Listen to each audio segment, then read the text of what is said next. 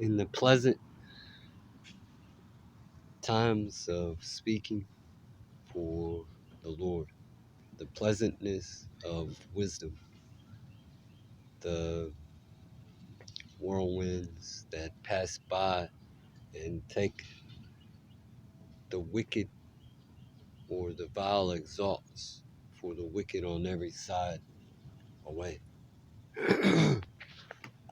the the less you have, the Bible speaks about control and what it means to be controlled, but the less you have, the more you have.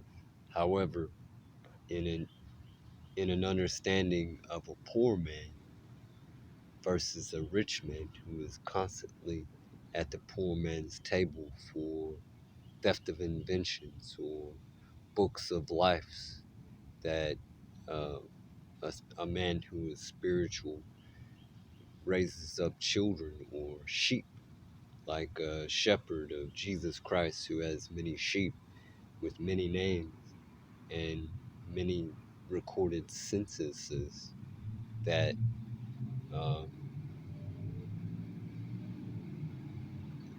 is recorded to um, keep up with all of the names, the census that is made, and those close to you with love that are overtaken and the head overtaken, and the prayers of them who have in your life, when you're raised up by a mother and a father, they have some sort of power over you in a manner of raising you or telling you what to do. It's kind of like a man of the law, but not. It's different because your mother and your father are your mother and your father. But if somebody comes in the house and takes their head with a vile exalt for a wickedness on every side, and you are used to your mother telling you what to do, and this man had taken your mother's head and had prayed with her head prayers upon you, then that man is trying to take your head with your mother or with your father. The the mouth of uh, the mother and a father in another's thefted water. They call it sweet water, thefted water. Staying close to your family when there are evil people involved, like uh, Illuminati's or Freemasons or whatever. In the internet, it says that these people practice their own uh, churches, and they're the biggest thieves in the history of man. And a lot of the blood guilt in the Bible is in their pockets as money. So the mouth that has power over one's head is love.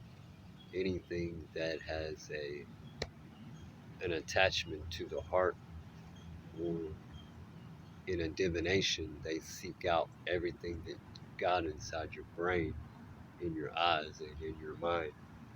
So when it comes to loving something and being uh, in a divination that has taken or is close to that family or member or church that is close to that family, um, I can't say how it's done.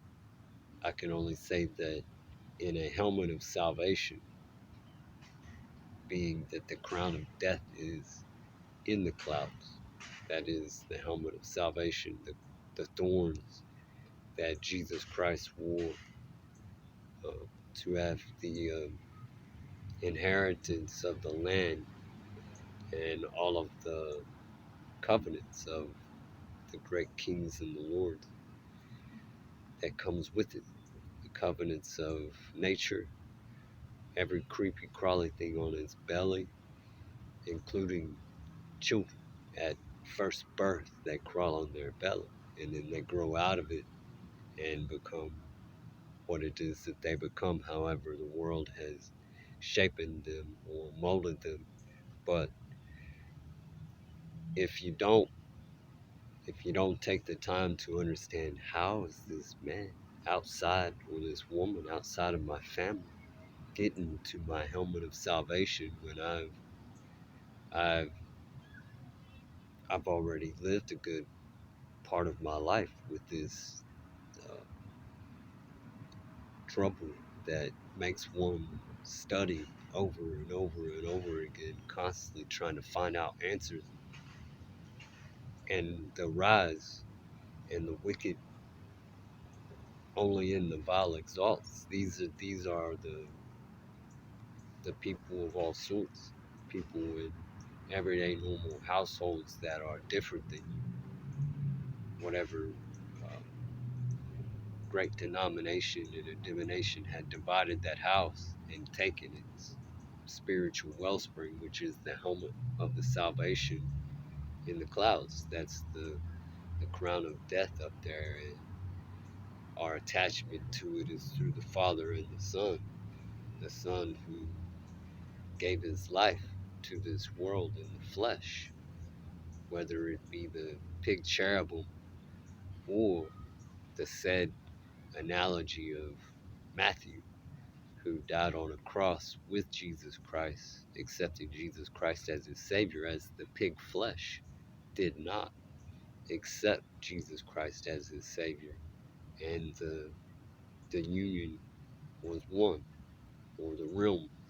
The union of the realms was one between the watchers of the earth and the watchers of the heavens, and the creators of the realms, in the eyes at which we see, in the mind at which we think, in the heart at which we feel, and all of the senses attached to it in our everyday action, the sight of different species, the thought of different species, the feeling of different species, and how we adapt, and how we move forward and grow further and further and further and further into a great universe of many spheres of influence. I call the world itself a dragon orb with the mother of Babel, and there is a great holder of the orb, which is the earth, and so on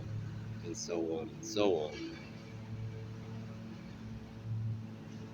How does the helmet of salvation outside of the family, it does say that there are covets that take place, but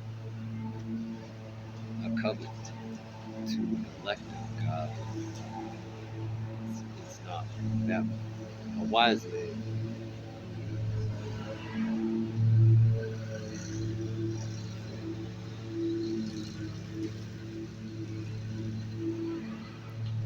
giving instruction to a wise man learns something, but giving instruction to a wise man that acts foolish because he's Mr. Know-it-all learns nothing.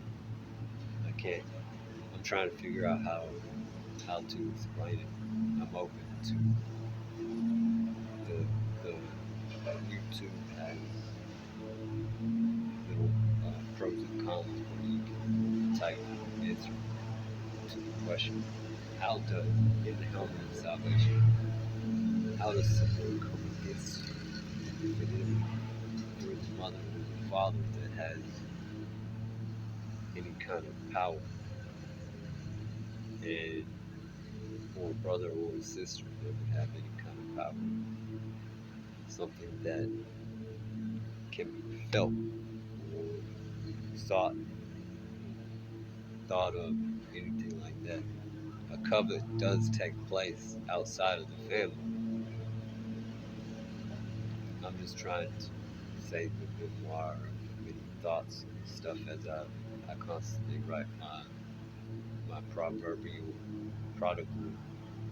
Yes, the mischief that is exalted above you, and what plots are to come by being a friend of that mischief, or being keeping your enemies closer and keeping your friend close but your enemy closer. So is the term that you may know the enemy or God or the Lord who goes before us, may know every step or every plot. Well, I don't know. Just recording.